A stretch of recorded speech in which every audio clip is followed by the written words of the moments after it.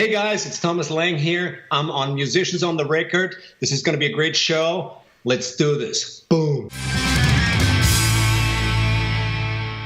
Hi, welcome to Musicians on the Record. I'm David Ward. This is the show where we bring you the musician's story, and I am super excited. This guy is one of the most incredible drummers on the planet. We are answering the question today, what would Superman sound and look like if he played the drums? Thomas Lang is on the show today. Welcome, Thomas. Thank you, David. And I got to say, I'm not exaggerating here. I've seen videos of you and the whole 10,000 hours concept. You got to put in 10,000 hours to be really good at something. Right. It's pretty clear you've put in more than 10,000 hours. Yeah, I think 10,000 hours maybe gets your foot in the door. Yeah. But that's not the end of it, for sure. Right. Yeah, it's good start for beginners, right? So Exactly. Tell me about how did music and the love of drums start for you? Well, it's a silly story. I saw a drummer play on television when I was 4 years old in Austria. I found out later it was the band Sea Level, and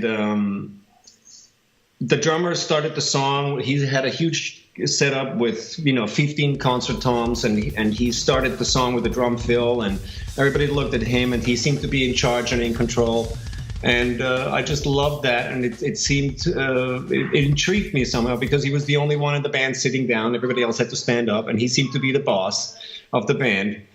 And he cued the band into the song and everything. So drums were on my radar. And a few days after seeing that TV show, I went to a local fairground with my parents, and there was a band playing. And I, as a 4-year-old, I walked straight up onto the bandstand while the band was playing, straight towards the drum set, and I held on to the bass drum hook from the front of the kit. And the guy, of course, mid-flight, going for it, full on, and I just felt that volume of the kick drum on my chest and in my chest, and I felt it thumping through my whole body. And looking up at this giant drum set with, the cymbals moving and the shiny chrome and everything, it just blew me away. And I was completely hooked from that moment on. I was infected with the drum virus right then and there. And I'm still suffering from it today. It's a good illness to have, I think, right? Yeah. That's pretty incredible. What was it that you're feeling the power, especially of the bass drum, right? Yeah, I was feeling the power for sure. And I was also just visually experiencing this, very complex sort of the mechanics of it. I mean, I was obviously holding onto the kick drum, but I saw the guy's other foot moving on the hi-hat, and one hand was up here, and the other hand was up there, and everything was going at the same time, and I was just completely blown away by the control and the complexity of the movement. It was like, riding a bicycle with, a little horn here and there going beep, beep, and a little bell here and pedaling at the same time. It was just this physical experience. And at the same time, the power and the music and the rest of the band, it was loud, and it was just an incredible experience. And I think because my first kind of approach, quite literally, to the drum set came from the bottom up, if you like, that inspired a lot of my early practicing. I loved kick drums, from the beginning, and I was totally into foot control and the whole coordination thing. And I think the inspiration is rooted in that very first experience. Yeah, and did your folks kind of what did they say or do when you're hugging the bass drum? Where's he going? Oh, they just had a laugh, and maybe they should have intervened because literally, 5 minutes later, I started nagging my mom that I needed drum lessons and I needed a drum set, and they probably went, right. We should have intervened there, right. Too late now. Right. Can we get a violin, please? Right. Exactly. And so you grew up in Vienna, Austria, is that correct? Yes, just outside of Vienna, yeah. Just outside of Vienna. Tell the audience a little bit about what that was like, what that experience was like. Oh, yeah, I had a wonderful childhood. It was a very quaint little town that I grew up in. A lot of music, a lot of culture. My parents both very musical and interested in music, not professional musicians, but very passionate. My mother and father both sang in local choirs. My mother used to play the piano and made sure we all get music lessons very early on. Me and my siblings also. My father played the violin as a kid and still to this day is a very enthusiastic singer. He likes opera and whatever, Eastern European folk songs. And so very, musical family and a very creative family. And the environment was, it was a great, quaint little town, very close to Vienna, just outside of Vienna, actually. Of course, I indirectly grew up in Vienna because it was so close. I just hopped on the train and 25 minutes later I was in the center of Vienna. Yeah. And of course, Vienna is a mecca for classical music, absolutely wonderful city, lots of music, lots of jazz also, incredible musicians, great schools, incredible history of music and composition and science, a very intellectual, very artistic city. And I had a really wonderful, very inspired sort of childhood. And so, when you started nagging your folks with the drum set, when did that first drum set come, and what was it? It was pretty much right on my 5th birthday. A few months after that first experience, walking up to the bandstand there. And I must have been nagging, very vehemently and intensely for a few months because on my 5th birthday, I got a snare drum and drum lessons. Wow. And my mom hooked all that up. And she said, you can play the drums if you take lessons right away. And I was very lucky that in my town, we had an incredible drum teacher who was the chair of the Vienna Philharmonic Orchestra in classical percussion. Wow. And his name was Johann Hengst, and he became my first drum teacher. And that was just pure luck because he was incredible as, of course, a great musician himself, but also an incredible teacher. And one of the most beneficial things I think that ever happened to me in my playing and music career is that he taught me how to practice first. The first few weeks of seeing him once a week was learning how to practice, what to do when I go home, how to do it, because most musicians never really learn how to practice. They kind of stumble upon something that works for them over the years and kind of work out after a while what, shows results and what's efficient or not. But I started playing and practicing with a real method and a concept, with a plan, with practice rules, with the practice logbook and specific material, with goals and figuring out weaknesses and so on. Wow. So it was very methodical, and that helped me incredibly along the way. For you, your story, but also for other drummers, including myself, can you talk about, and maybe you teach this way as well, how do you practice? Well, I always practiced with goals in mind, and that was the most important thing. This is what my first teacher taught me.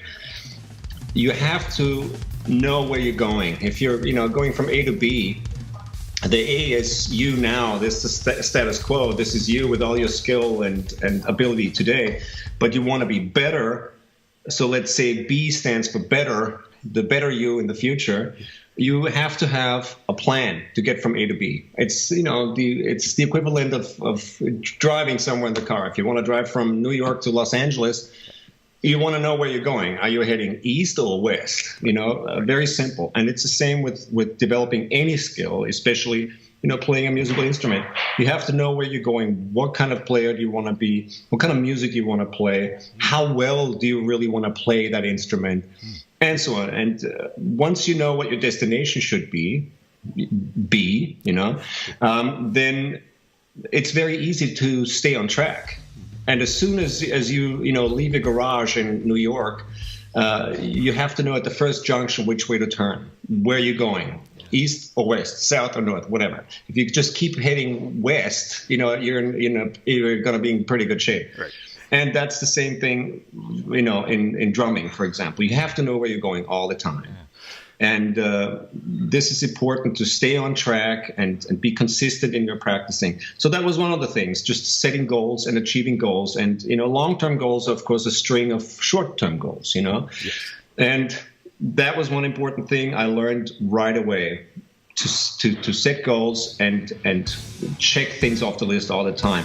You also figure out what is it that separates you today from that goal. What are the obstacles in the way?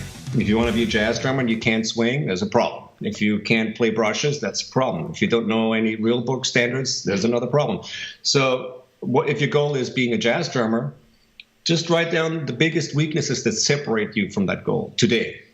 And then work on those weaknesses every single day. Prioritize. That was a super important thing that he taught me.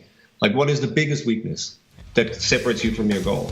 And then work on that. What's the second biggest weakness? That's second on the list. The third biggest, and so on. And you work your way down a list of weaknesses until you've eliminated all these weaknesses, which means you end up with strength in all these areas, which means that you have pretty much achieved your goal. It's very simple, very methodical.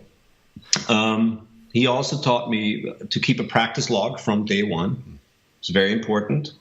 A practice log obviously shows you how much time you invest, every single day. And as you know, there are things like the 10,000 hour rule, which, is your foot in the door, to a professional level of playing, but it doesn't mean that, that's the end of it. The beauty of music and learning an instrument is that it always goes on. There's no finish line, in regards to getting better or improving your skill. But 10,000 hours, yes, that'll take you up to a level of sort of professionalism, quote unquote, in any area of expertise.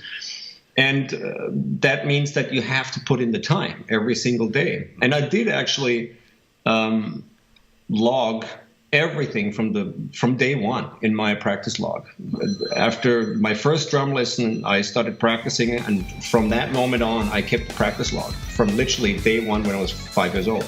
And I still do today. I have digital versions of it now on my phone and kind of utility apps and that kind of thing, daily routines and what have you.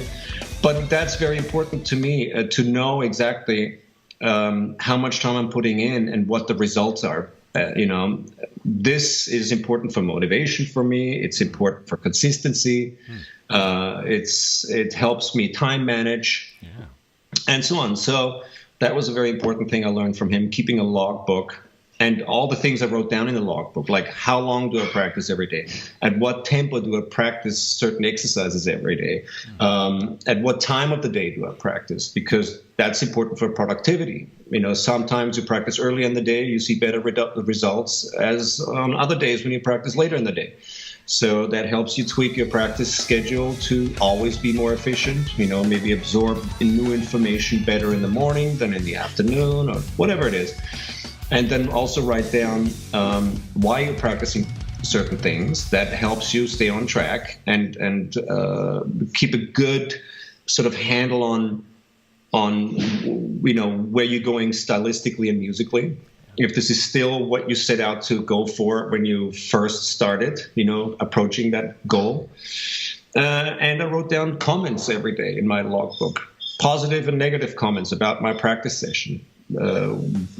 What was good today? Did it feel good? Did I feel, strong? Or did 70 BPM feel like 100 BPM? All these kind of things, positive and negative comments, that again helps you with productivity, figuring out maybe if you should practice at a different time of day, or if you should slow down exercises in the beginning of the session or towards the end of the session, or whatever it is.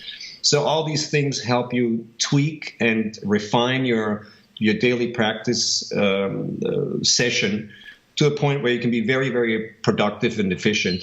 And that helped. All these things I learned in the first few weeks. I also learned to stick to practice rules. That's very important. Practice rules. Say more about practice rules. Rules, rule number 1, never play when you practice. Rule number 2, never practice when you play. Rule number 3, practice every day.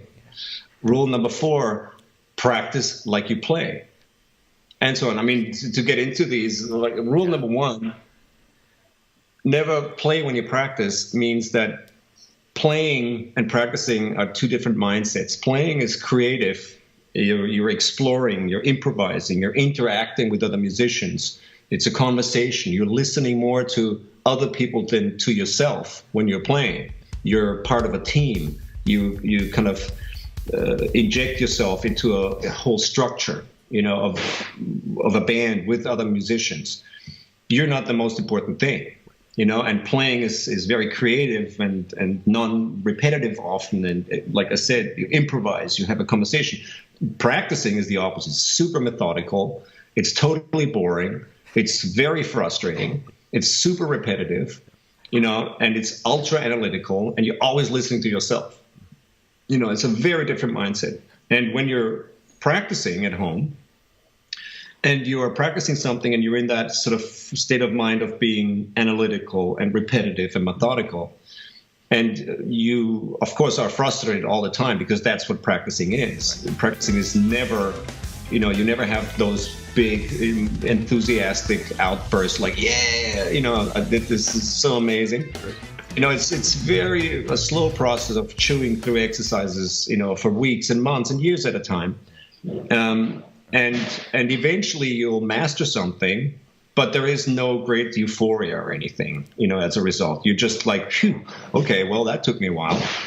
But, it's important to stay in that frame of mind, to be repetitive, to be methodical. And if you interrupt that state of mind with playing because you feel so frustrated that you feel the need to kind of reward yourself by playing something you've already practiced to make yourself feel good and stroke your ego a little bit, that's super disruptive to methodical practice. For me, at least. And I know that, the same goes for many of my colleagues who have discussed this with.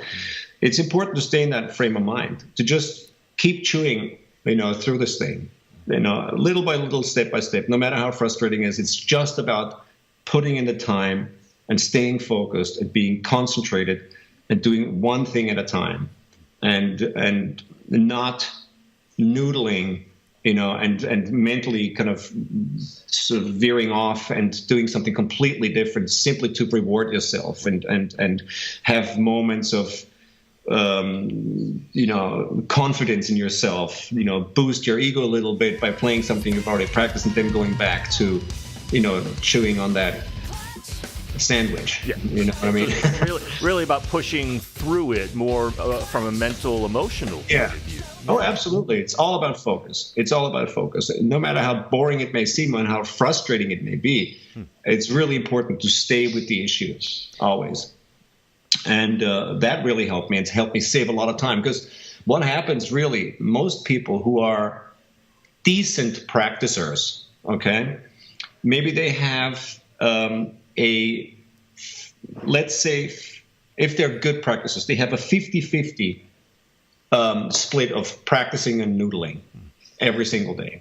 They practice for 3 minutes and then they get frustrated and, they need to kind of snap out of it a little bit and then they play for a few minutes and they go, oh, I should be practicing this. And they go back and go, back and forth between practicing methodically and playing and somewhat rewarding themselves. If you have, a 1 hour practice session per day, 30 minutes are spent noodling. That means, 50% of your practice time are wasted on playing. I always believe that playing should have its own place. You should dedicate time to playing, not to practicing. It's a separate thing.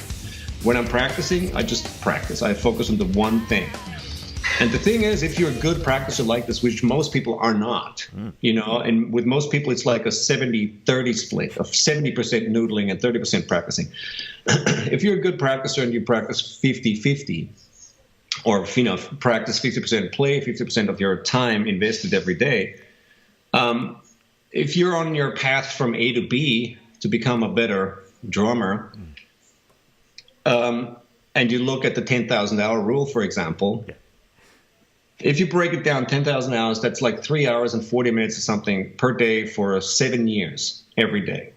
Okay? Yeah. So if you look at the 50-50 split between playing something you've already practiced and practicing something new every single day, you make the decision every day whether it's going to take you 7 years to get to 10,000 hours or 14 years to get to 10,000 hours, which is a big difference. Right. If you set out to reach a goal, you're from A to B, and you look at B can be 7 years away, or you decide if it's 14 years away every single day.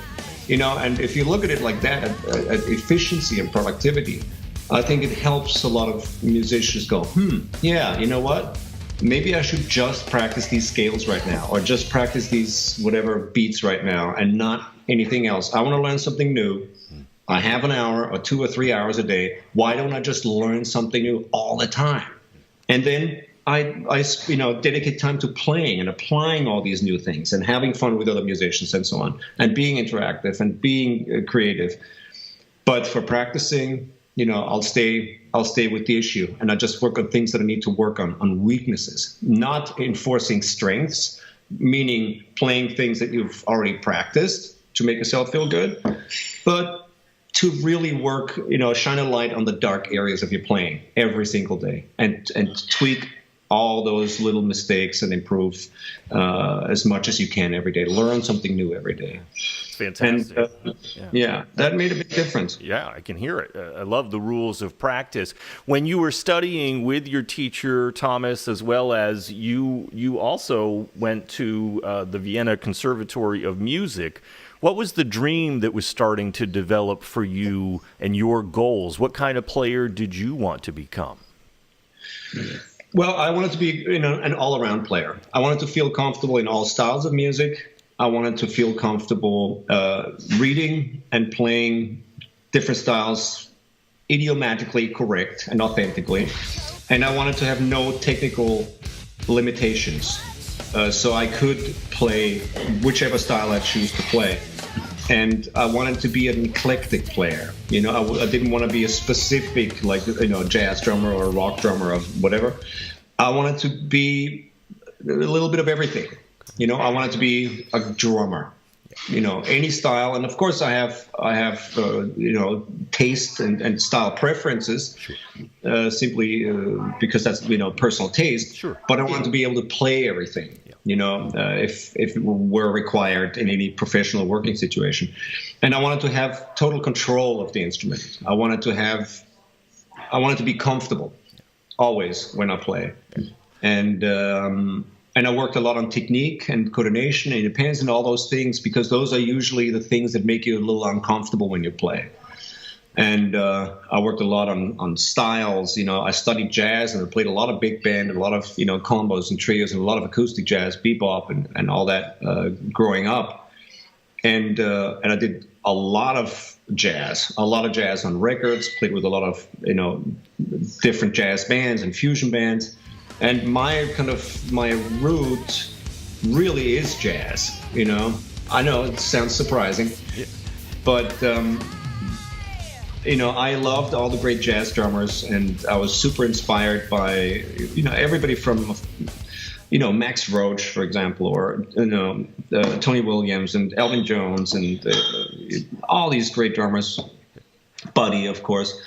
And then have the deeper I sort of dove into jazz and techniques and independence, the more I became interested in modern applications of that. And I think that's the path I've been on, since my mid-teens or so, just trying to find new applications and ways to play and apply traditional techniques, or maybe come up with new techniques to be a little more inventive and explore and push the boundaries a little bit and try to modernize playing also a little bit. I think there is still a lot to be explored and a lot of techniques to be applied in styles that don't yet benefit from the application of those techniques. I think in jazz and fusion, there's a lot more room for creative applications of modern playing techniques, especially in regards to foot technique and stuff like that. So, yeah, that's really finding your voice on the instrument as well, right? Of course, yeah, exactly. And I mean, that's basically what I described just now. My voice, obviously, your personality is always very much reflected in your playing, and mine is a combination of cerebral, very emotional, and also very intellectual sort of components. Just the one or the other doesn't quite do it for me. I want that yin and yang balance somehow. That's the kind of player I think I am still today. It's a bit of both, it's a bit of brainy and a bit of brawny. Sure.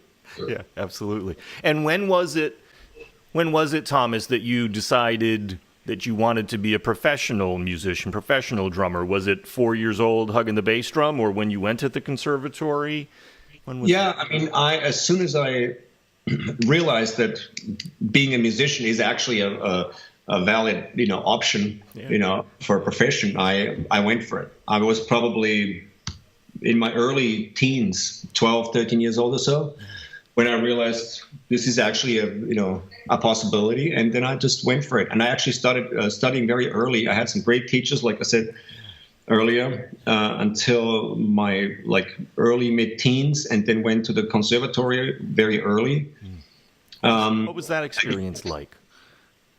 It was great. It was great to be with a lot of like-minded people, and everybody, in the learning mode, and super passionate for music and interested in collaborating and jamming and playing and forming bands. And it was, a great, very fun time with a lot of exchanges with different musicians, a lot of different styles of music. And a very steep learning curve, because the teachers were great, but it was also a very strict school.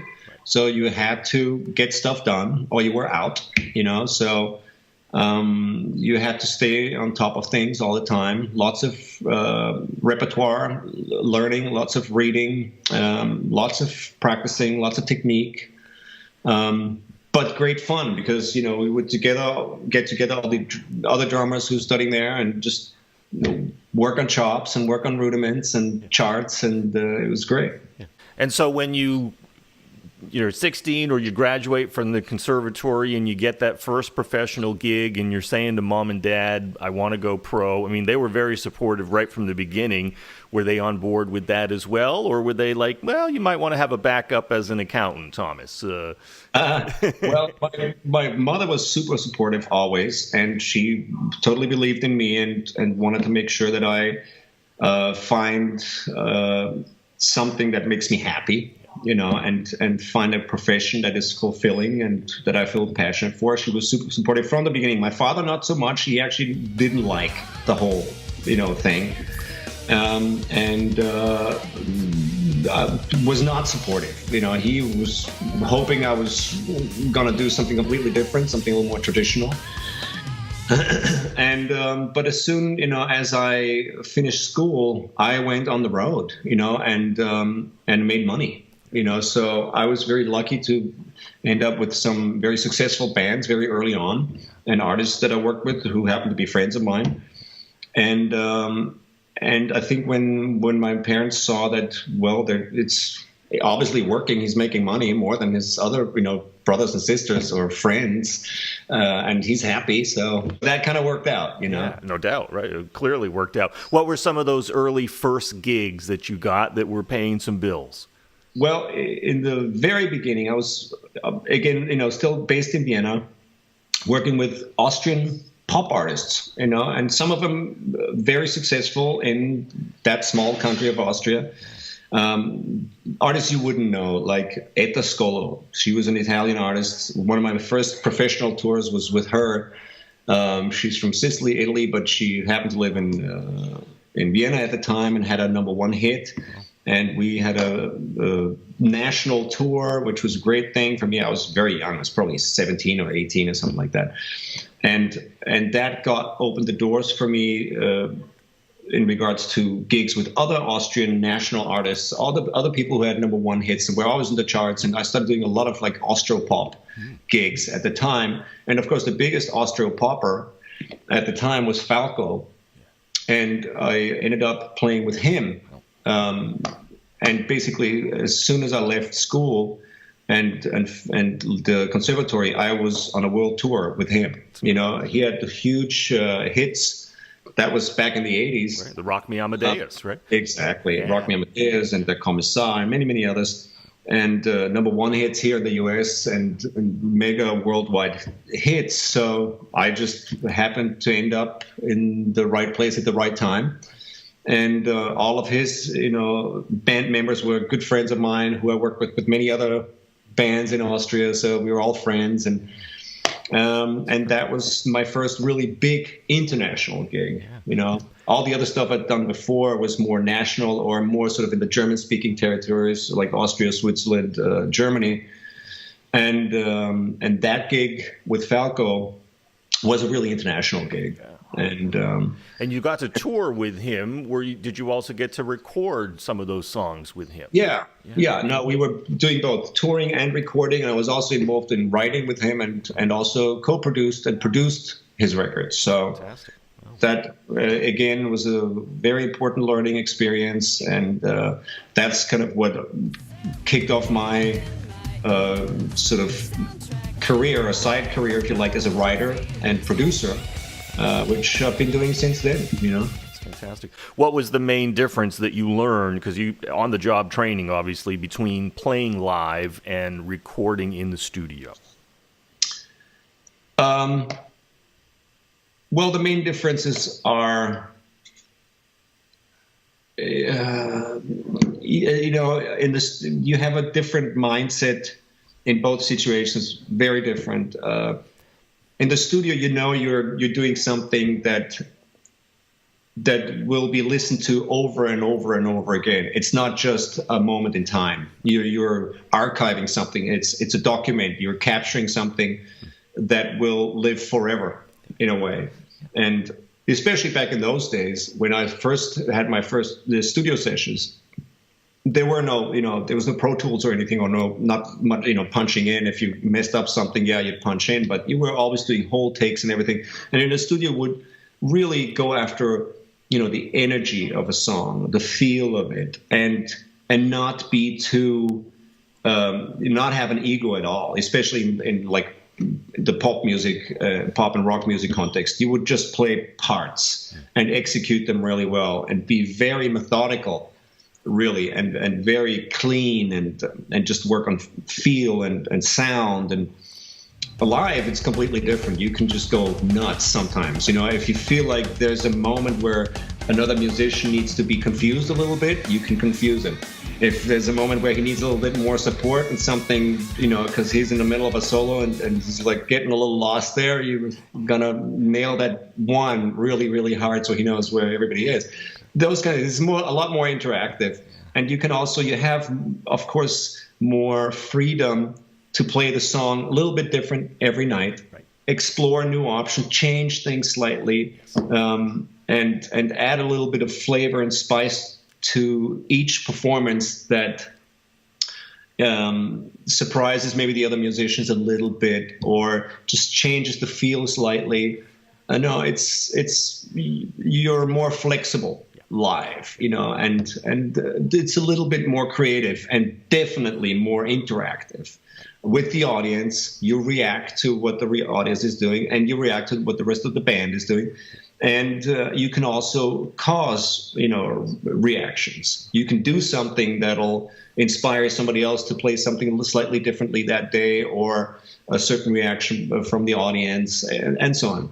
So very, quite different mindsets. No question. Performing live, ever have any nerves or, any challenges around that before going live, or no?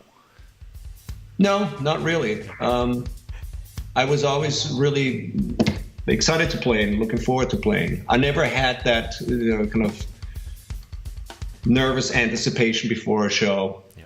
I was probably also a result of my first teacher and my first few recitals, where he's told me, like, you like playing the drums? I'm like, yeah. Well, you're going to be playing the drums in 5 minutes. It's going to be fun. Sure. And don't forget, you're playing. It's like Lego, only with drums. Right. You're just having fun. Right. Don't freak out, And he just took that fear away. And I still feel the same way, If something goes wrong, who cares? It's just music. Nobody's going to get hurt, right. Exactly. And most of the things that go wrong are so minor that nobody really notices. Right. And it's really just a psychological thing and a mental thing. If you don't freak out over it, nobody's going to freak out. And if you don't make a big deal out of it, then it becomes a total non-event. Right. If something goes wrong. So, I still approach it in the same sort of playful manner that I did then when I was a kid. And I think for me, that's at least the right approach. It is called playing music. Exactly. And you get to hit things when it's the drums. And you right? get to hit things. Some of your other career highlights so far, because you're a young guy still, Thomas, and you got way more to go. Working with Stork, Paul Gilbert, Bonnie Tyler, Peter Gabriel, Glenn Hughes of Deep Purple. I mean, these are other amazing artists. Can you say a little bit about what you remember of working with them? Of course. Everybody's different. Everybody's exciting. Nothing but fond memories of all these things. When I used to live in London for many years, just, in the very beginning when I started working with Falco and we started touring internationally, I moved to London and I did a lot of pop gigs in London for many years. I lived there for 15 years. And I did a lot of really kind of bubblegum kind of pop shows because they were so much fun to do. And they were huge at the time, late 80s, all through the 90s. And early 2000s, that was a really big scene, and still is in England, especially with the Spice Girls and Robbie Williams, and with Kylie Minogue and George Michael and all those great bands, and that I had a chance of working with, and great artists, and Bonnie, and also more progressive stuff. I worked with John Wetton and Asia for many years. That was one of my first gigs actually in England, playing with John, and I did some records also with Glenn at the time, Glenn Hughes and John Wetton, and Glenn and Billy Liesegang, who was the guitar player in Asia, and John Wetton's band at the time. Anyways, a lot of that scene I did in the first few years with Steve Hackett, and playing all these great songs that I always loved, all the old Genesis stuff and King Crimson songs and UK and so on, which is funny because I'm doing some shows with Eddie Jobson in October. Really? Again, it's come full circle. Sure. But that was a really important and fun time for me. And it was a lot of progressive stuff and very pop stuff. And it was a nice balance for me, and plenty of sessions also back then in London, and that was for me, I think, a very important time because I was touring nonstop. Like it was like one tour after another, and albums in between, and I think. I did that for 15 or more years because before that, I was also doing Falco and a lot of other tours, and I was a real sort of touring musician for a long time. Yeah. I mean, sometimes like 18 months on the road. Wow. And, really long tours everywhere. And when at one point I got tired of that. And that coincided with me moving here to the US and, having children and getting married and everything. That's when I started changing a lot of the things, in my career. So I have more control and I can write my own, diaries and make my own plans. Right. But that was a very important time. And, I went really hard for many years. And looking back, it was a very important time, but I'm also glad that's over. Yeah, there's a wear and tear that I've talked with other musicians about. That touring can be great fun, but it's also a very difficult lifestyle, right? Yeah, absolutely. Yeah. Absolutely. It's hard to combine that with family life or, your own personal projects or other work that I do as a producer, a writer, or educator. Sure. You have to, have time for all these other things. And being on the road, as you well know, is 90% of waiting to play and maybe 10% of playing. And that's just not a very efficient split and investment of your time, And there's really no time to practice anywhere. And once you've been everywhere 50 times, it's also no longer interesting to go sightseeing or try to find that new cool restaurant in Tokyo. You've already been there 30 times. Right. All you want to do is stay in and do your email, and that's it.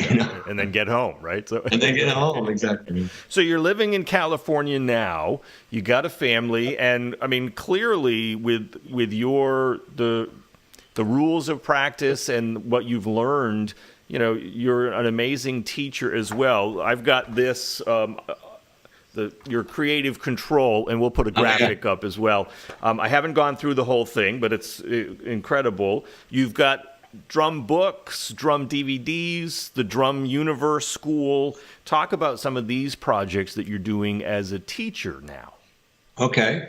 Well, I started teaching in the early 90s. I recorded the first ever German language instructional drum video series.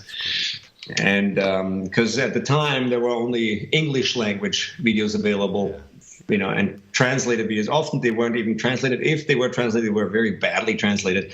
So a lot of my peers at the time, asked me if I would give lessons, and I didn't have time to give lessons because I was touring so much. But I decided to do a video and just share some of my ideas and approaches and things I learned from my teachers on video in German. And that was a very successful video. And simply because that was the first German language drum available. That's great. And that was my first sort of experience with teaching, really. Along with the video, there was a book also of transcriptions of all the exercises.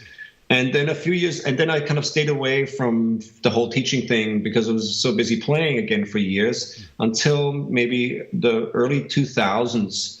And I never did any clinics or anything like that before. I only started doing clinics pretty late in my career, actually, around 2000. 2000, I think, was the first time I did a drum clinic because a friend of mine has a drum store in Austria, and it was their 30th anniversary or something, and he asked me to come and play. And it also coincided with me switching endorsements, and Meinl, my new cymbal company at the time, asked me to promote my signature cymbals. And at the same time, my drum company at the time asked me to promote some of the pedals I helped design. And it all came together. And so I said, okay, I'll do this drum festival in Austria for my friend. And that festival featured many other artists like Dave Weckl and Virgil and a bunch of other guys who were there. And I got a lot of press as a result, and somebody filmed it and showed it to some other festival promoters, and suddenly I got a lot of requests to do clinics. And a couple of years later, and I avoided those, it was a bit of an uncomfortable thing to do for me. Okay. But a couple of years later, probably only about a year later or so, I was asked to do some international drum festivals. And I happened to be on tour in Canada with one of the artists I was playing with, and there was a Montreal Drum Fest. And then just after that was like a PASIC or something. And my drum company asked me if I would, do those two things, after my tour in Canada, and said, sure, I'm already there, so may as well. And those got a lot of coverage and press. And then Modern Drummer asked me to come and play at their festival. And I got even more coverage and press. Right. And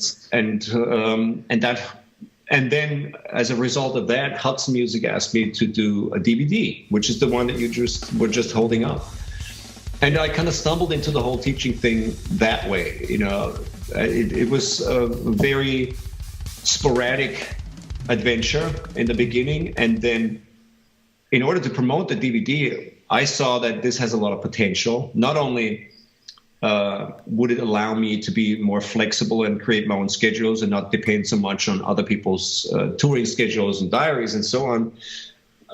But it also became somewhat of a viable business option as a side business, So it was the best of both worlds: more flexibility and a lot of business potential. So I decided to really focus on that for a while. And I did the DVD and the book with it. And then in order to promote the DVD, I did a huge clinic tour in 2004, I think it was, or 2003, whenever that DVD came out. And I did like 220 clinics all over the world to promote the DVD and the cymbals and the pedals and all that. And that was a very important experience. And then, that was when I started becoming more of an educator, really, and just learning from the questions and being, very interactive with the audience at the clinics and students whenever I met them, helped me kind of refine my concepts a little bit. And then I did another DVD and book a couple of years later with Hudson Music. And then I kind of found myself, and I was able to kind of vocalize or express my concepts and what I learned and what worked for me early on in my career much better. And again, streamlined my sort of teaching approach a little bit, and that became more methodical. And not long after that, I started my camps, because again, that gave me even more flexibility. And I was the first sort of drummer who started doing completely independent, like guerrilla style, artist hosted camps in 2005 or 6. That was. I started the Thomas Lang Drumming Boot Camp. That year it didn't have a name yet, but a couple of years later I created a website and what have you, and called it the Thomas Lang Drumming Boot Camp. But it started when MySpace started. Okay. And again, by teaching at the camps, I just learned so much about what the right approach is, maybe to teaching, what I wanted to teach and what not, and how I would like to teach, and which things I would be sharing and what kind of worked for me and so on. So that was my kind of path into teaching. Yeah. You seem like a natural at teaching, and you've been schooled so much. Was that the initial discomfort, was not sure how to translate that to others? Or what was that initial uncomfortable? Well, the initial discomfort was simply not knowing what other people's goals and interests were. I was always focusing on mine very much, and I simply wasn't sure if my interests and goals reflect other people's interests and goals, and if they would be if I could generalize them enough to make them appealing to everybody else. I had very specific goals, Sure. But I found out that, my goals are pretty much everybody else's goals too. Exactly. Yeah. So give us a glimpse of someone coming to that guerrilla drum camp, the Thomas Lang drum camp. What to expect, and what are they going to get out of that? Well, it's...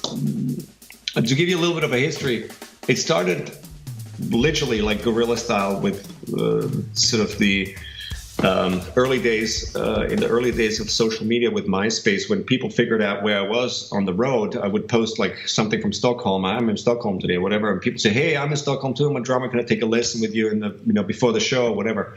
And always being a fan of productivity, I said, "Of course, yeah, let's do something. I'm just sitting around my hotel. I've got a day off or whatever. Let's do it." So either I would teach private lessons like in dressing rooms or backstage somewhere, or I would actually rent a meeting room in a hotel that I was staying at and say, "Hey, I've got a couple of friends coming over. Can I have this room for 3 hours? I've got a couple of pads," and so on. And so after a few weeks of that, I got more and more students and drummers contact me wherever I was. And it kind of grew into a little bit of a thing, over a couple of months. And after about a year, somebody would say, "Hey, can I take a lesson with you in wherever, Moscow today? But I've also got 3 other buddies. Can they come too?" Amazing. And of course, it naturally grew very organically up to a point where suddenly there were 15 people. And it was a total chaos. And it was like, did you email me? No, but I heard, and this friend told me about it. And it's like, okay, it was total chaos. So I decided to make a website for it and give it a name and give people the chance to sign up for it in advance. When I got my schedules, my touring schedules, and I knew I had 3 days off in Paris or whatever, I would host a camp in Paris and so on. And it was a great way for me to sort of fill my gaps in my touring schedule and be more productive. And share and just be a drum nerd, as a nice balance to being super focused and disciplined, with some of or all of the bands I was working with. So, and that's how it grew. And what to expect is usually my camps are sort of weekend experiences. It's usually a Friday, Saturday, Sunday weekend experience. It's a 3-day camp. And I was the first who made sure that every student has their own practice kit. So, because before that, camps weren't that interactive. Maybe students had that pad and that was it. But I really wanted everybody to have a full practice kit with pedals and throne and 4 playing surfaces, so we can actually work on all the motions and mechanics and foot technique and everything else too. So everybody gets a kit. Everybody has a kit. Like Oprah, everybody gets a kit, right? Everybody gets, exactly. Look under your seat. Right. Exactly. Love and so everybody always has a practice kit, and it's totally interactive. We play 8 hours every day, 4 hours in the morning, 4 hours in the afternoon, and we actually play. I demonstrate all the exercises. I create a curriculum specifically for each camp, at each camp. So I react to what the students' interests, wishes, and weaknesses are. At the beginning of the camp, we talk about what everybody wants to work on, wants to learn at the camp, wants to improve in their playing. I create a curriculum out of those things, and then we work at it. Everything gets covered. And if I see that there's certain things that people neglect or ignore, then I work those into the curriculum as well. And it's very intense. I demonstrate things, and the students play with me. And it's, imagine Jane Fonda aerobic workout videos only with drums. There's a lot of sweating and there's some cursing going on, and it's a great group dynamic. It gets very intense at times, so 4 hours morning, 4 hours in the afternoon. That means over 3 days, there's 24 hours of actual playing, which in itself is already a guarantee for your improvement, right? Because most people have never played 24 hours over 3 days or practiced that much over 3 days. So that alone, will deliver results. Yeah. Plus all the stuff that, the people are taking home, all the questions that other people, get answered in the camp. And I think it's a very intense and fun learning environment. I always have small groups of maybe 15 to 20 people, because I like to know everybody's name and work with everybody individually and be able to correct individuals mistakes and walk through the room and have it be very intimate and productive. And if you have a group that's too big, that doesn't work so well anymore. Right. So if I sometimes for camps have more interest to signups than 20, then I will, if I have 30 or more people coming, then I would do 2 camps in a row rather than have one large group. So I like to keep it small and streamlined and very effective and guerrilla style still to this day, and very intense. And when's your next one coming up, and where is it? Well, the next one is in Stockholm, actually, with Drumbeat Workshop, a Swedish drum school in Stockholm. Then I'm doing one in Kempten in Germany. After the week after that, those are both in October, mid-October. And then I have the boot camp here in Los Angeles, November 9th to the 11th.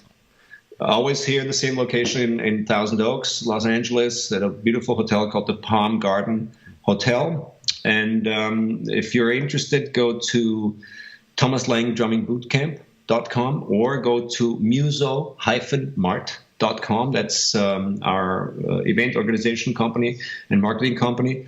And you can sign up for the camp there online. That's all the information. for it, and it's a beautiful hotel, and there's a pool, and there's an Irish bar, and there's Wi-Fi and free breakfast, and lots of drums. So. Drumming with Thomas Lang. That's pretty cool. Exactly.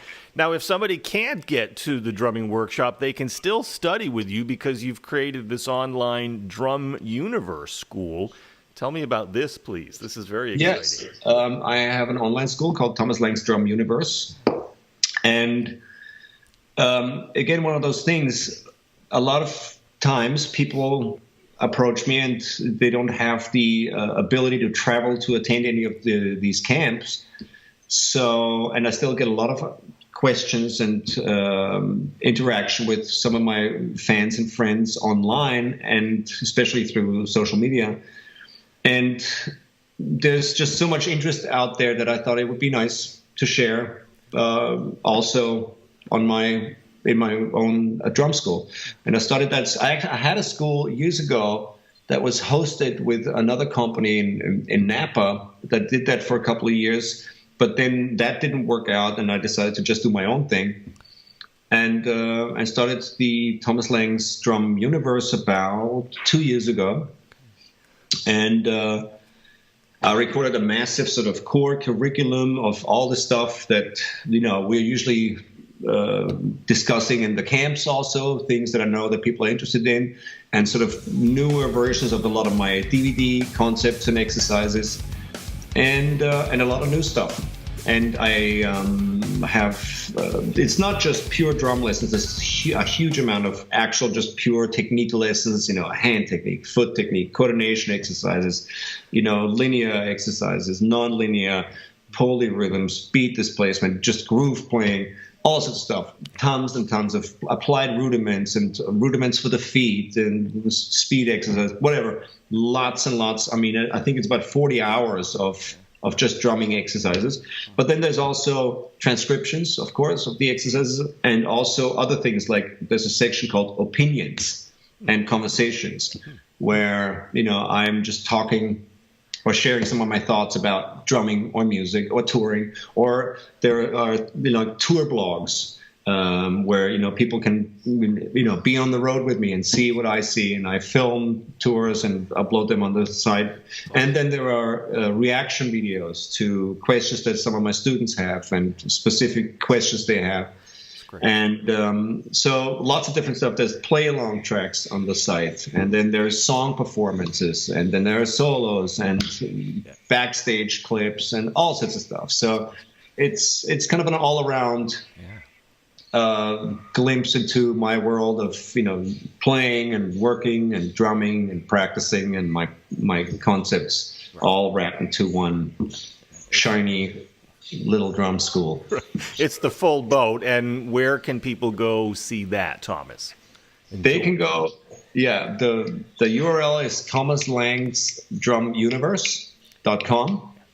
And you can also go to muso-mart and click the link to the drum school there. There's discounts if you go through Muso-Mart. And that's it. Yeah. That's great. Now, you just got back from China, too. I don't know if that was teaching or performing or both, probably. What was that? It was both, yes. I did a long tour of solo shows, solo concerts. It's not so much a clinic. I do a lot of solo concerts, solo performances in China. There's really no sort of teaching element. It's just a performance. China has a huge history of drumming, and tom-toms are from China. Gongs are from China. Chinese cymbals, Chinas are from China. So, right? And there's a huge history in drumming, and they very much appreciate sort of contemporary percussive art. And so I do a lot of solo performances there, and they're very large shows. You can see some of the tour blogs from my earlier tours in China on YouTube, on my YouTube channel, which is Stick Tricks. That's my YouTube channel. And it's a really wonderful experience. I did 8 weeks now. So, wow. And I think 36 cities. Amazing. and sometimes multiple shows, very large shows. Always, I think the smallest show was about 1,500 or 2,000 people. That's incredible. And much bigger than that even. So they're very big shows, and it's a wonderful audience in China. So I did that for 2 months, and then I went back. I came back here for some session work, and then I went back for another 3 or 4 weeks actually to do camps in China. That was the first time I now hosted my drumming boot camps in several cities in China. So also a very interesting experience. It's the first time that I had to have a translator there with me, and which was a learning experience for me too, because it's very direct when you teach in English or German. Sure. But if you have to go through a translator, you have to streamline your concepts and everything you say even more, which was a very valuable teaching experience. Yeah. Amazing. And so I hosted 3 camps just now. I just got back last week in Shanghai, Hangzhou, and in Tianjin. With very, very good students, incredible. And the drumming scene in China altogether is just unbelievable. I mean, there are so many ultra enthusiastic young players who are super focused. And, there's a lot of drum schools in China, a lot of, universities who are starting jazz programs and contemporary music programs. It's a very exciting place for music right now.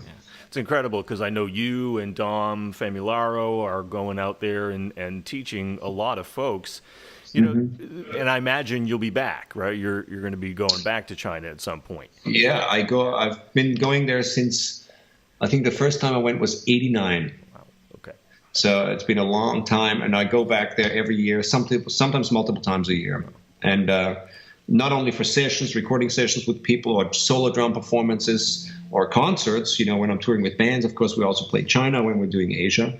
But I also do a lot of educational stuff there, and it's growing and growing. It's a really interesting scene. One of the things I'm struck by just hearing part of your story, Thomas, is you are quite a music entrepreneur. And because the music business has changed so much, you are performing, you are teaching, you've got DVDs, books, products, you're teaching online, the boot camps. Can you say a little bit more to a musician who is looking to do more of their music business and what you've learned around that, what advice you would give? Oh, yes. Well, it is true the music scene has changed drastically. And, whether you think it's a good or bad thing, I have really no opinions about that. It's just different than it used to be. And I experienced both. I experienced the times where record labels, pretty much dictated everything. And it worked that way. There were budgets and people were buying hard copies of records. So there was a lot more control over money. There was a lot more publishing money and royalties and so on. I'm not a fan of how these things are now with streaming services and people, quote unquote, sharing music, which means stealing and damaging, publishing rights and royalties and so on. That's a terrible thing. And I hate the fact that this is happening really only in music and not in literature or the movie industry, where there are much harsher penalties and punishments for people who steal intellectual property and bootleg things and rip off things. So it's a shame that lawmakers allowed this to happen to the music scene, and that especially in the U.S. there isn't more control and harsher punishments, and it should be. It's not fair. Anyways, I remember the days when all that was more controlled and it worked that way. It was fine. But now, there are also other ways that you can monetize music, whether it's with, Google ads on your YouTube channel, or there are new ways to make money and monetize sort of your talents and playing skill, whether it's again, YouTube or social media is sharing things. It's much cheaper to produce records now. Technology has evolved so far and so much that we can make a record on our laptop at home, and we don't have to hire these multi-million-dollar studios. And it's much easier. You don't need to replicate. You can just release a digital product. You don't really need hard copies or print something, or you need a truck to drive stacks of CDs of vinyl around and store them in a warehouse that has an electrical bill and whatever. All these things have changed. And there are interesting ways. And to answer your question, sorry it took so long. It's okay. My recommendation to anybody today out there is wear many hats. The music. If you are a musician today, you're a lot more than just an active player. Somewhere, whether it's in the studio or on a stage. I think you have to wear many hats today if you want to be a successful musician. You have to not only be the best player you can possibly be, which is, of course, the biggest challenge. That takes years and decades, to reach that level of skill and command over your instrument. You have to be an incredible player, first of all. But in order to collaborate with people and maybe get a slightly bigger piece of the pie, financially, or get involved with publishing and royalties, you also want to be a writer and a co-writer. So learning another instrument is always a good idea. You want to learn how to use software, how to use composition and sequencing software, whether it's Ableton or Logic or, Pro Tools or whatever software. You got to be comfortable using software, music software. You need to know about electronic equipment. You have to have some electronic drums. I mean, there's hardly anything in the world of recording today that happens without, some sort of electronic component. You have to arrange music. You have to learn to, you got to be able to read music. If you want to get involved with writing songs or lyrics or arranging or being a musical director for the band that you're working with, if you have all those skills, you can do that. But you also need to be a promoter. You need to be a relentless self-promoter, using social media to spread the word a little bit, whether it's YouTube or Instagram or Twitter, whatever it is, to put yourself out there, promote your own playing and who you are and what you do. And, of course, any products, if you have any, promote your own music. You also have to be, skilled in web design, because maybe you can't afford to pay somebody else to make that website you want. So it's pretty cheap to get an Adobe subscription or something and just learn it and do it, Right. And you have to wear all these hats, and what used to be maybe one big chunk of money that came from, ASCAP or BMI, whatever, once a year, a couple 20 years ago, is now sort of a river of nickels that trickles in from many areas. You get a little bit of publishing money, and you get some airplay money, and you get some royalties, and then you get some concert fees, and you get some publishing money from maybe signature products, or from get some money from teaching and camps and blah blah blah. It comes from many different areas these days, and it hasn't changed much in terms of the amounts if you do it right. And if you are smart about it, you can actually make a lot more money these days because you have much lower overheads and expenses thanks to technology and the way we can promote our things today, etc. So I recommend to everybody out there, wear as many hats as you can, be a jack of all trades, and get involved with everything. But never forget that the most important thing, and really the essence of what you should be focusing on, is playing if you want to be an active musician. I know a lot of musicians today who start out as players. They want to be an active musician, but they very quickly end up being the video editor or, the Pro Tools guy or, the stage manager or whatever. They find something that works for them. And in many cases, it's not playing actively, but they're still working in the music industry and they're happy. And that's all that matters. Yeah, that's very important and great advice. That's fantastic. I love it. a couple of things that I've seen you on recently, and one was, I'm so glad they did this on YouTube, and it might be other places, but Dream Theater did their auditions for a new drummer when Mike Portnoy left.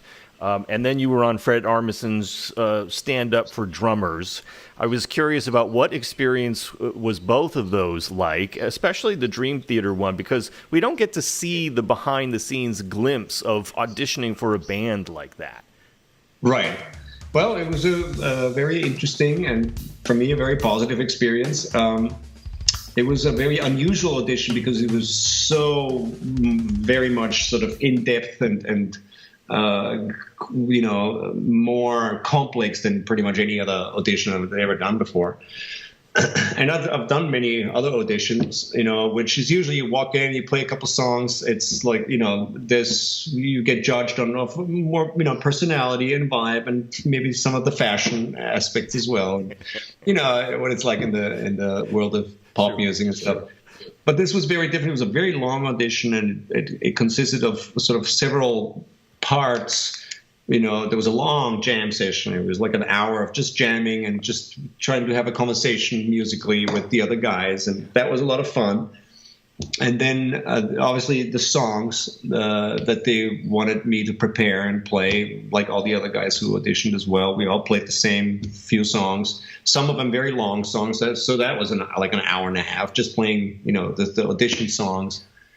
And then they had some like new ideas prepared and some riffs and charts, a lot of odd time signature stuff that they wanted me and I guess the other guys also to read and interpret, like, play like a metal version of this riff, and now play like, can you do like more like a hard rock thing, version of this, or do a real progressive version of that. And it was fun, it's challenging, of course. And there was a lot of reading involved and a lot of sort of, you had to come up with some ideas right away and be creative. And I loved all that, it was a great experience. And, and I wanted to know what the deal was, of course, career-wise, if you commit to a band like that, you really want to know how much you're working, how much money it is and everything else and all those details. And the main reason why I went to the audition was to kind of figure out more about the deal, Yeah. And on the musical side, it was just a lot of fun. The guys were totally cool. And for me, I have so many other things going at the time, especially it wasn't the right thing, and I'm glad they found Mike, and it worked out for them and for him, and that's super cool. And overall, it was a great experience. I think I was in very good company with all of my friends, being there too, like Virgil and Achilles and Marco and, all my buddies. So that was a lot of fun. Yeah. And it seemed like the Fred Armisen show was just pure fun, right? Ah, total fun. Yeah, total fun. Yeah. Fred's a great drummer. He's super passionate for it. Isn't he? He loves drums, and he used to be a drummer and play in bands, and still loves drums. Like me, he's been forever infected with the drum bug and the virus. So he did that spoof instructional drum video years ago. Do you know it? It's called Jens. He has an alter ego, like a comic character called Jens Hanneman. Okay, and he plays this European, complex drummer guy. Obviously, a character somewhat based on Marco Miniman and me, people like me, like non-American, like usually German-speaking drummers. And he has this really strong, like German-Austrian accent in the video. And he did a whole drum video called Jens Hanneman's Complicated Drumming Techniques. If you've never seen it, go check it out. I will. That's on YouTube? It's on YouTube, I'm sure. Yeah. Complicated drumming techniques. So, anyways, when he first released that was years ago, maybe 2007 or 8 or something like that, a long time ago. Yeah. He asked me if I would help him promote it, because if I could play a character and kind of talk about Jens Hanneman and sort of pretend that he's a real character and he's also in the local scene and what I think about him and whatever. Anyway, so we did that then. That's great. And when he, a couple of years ago, he came up with the concept for this new show, he just called me up and asked if I would like to get involved and do some live shows with him here in California. And so we did a few shows, there's actually more drumming in the live shows that we did than in the Netflix special that you may have seen.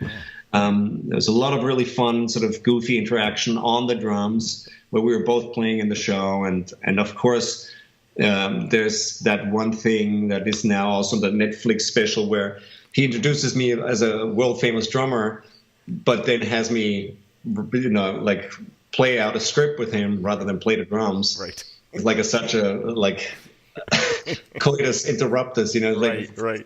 And it's for drummers only, of course. All the people in the audience are drummers, so they're sitting there going like, oh, maybe there's going to be some cool jamming going on, and suddenly there's acting and not jamming. So no, it's fun. The whole show is great fun, and it's just wonderful to see that Fred's still so passionate about music and drumming that he'll do something like this. Yeah. His true passion, I think. Yeah, it's fantastic and a very talented guy. Last question then, Thomas. You are such an accomplished drummer, education, clinician, author. I have the perception, and I know it's off, but that you got it. You've done all of this stuff. Do you need to still practice? I don't know. But what are you still working on? What are your goals with drumming today?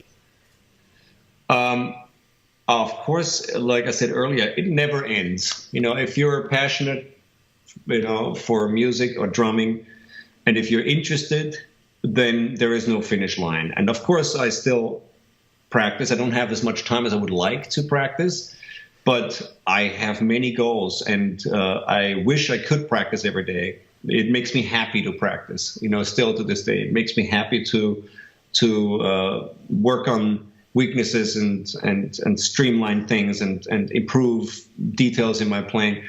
A lot of the goals I have today, for example, are to find a way to apply and include more complex independence in a really commercial context. There's so much complex music out there today that's really there's so much kind of progressive metal and gent and math metal out there, and a lot of kind of heavy music that despite the fact that I was one of the early people playing kind of gent and progressive math metal, like the Stork channel on Pandora, it's named after us, where they play all the animals as leaders and all that kind of stuff.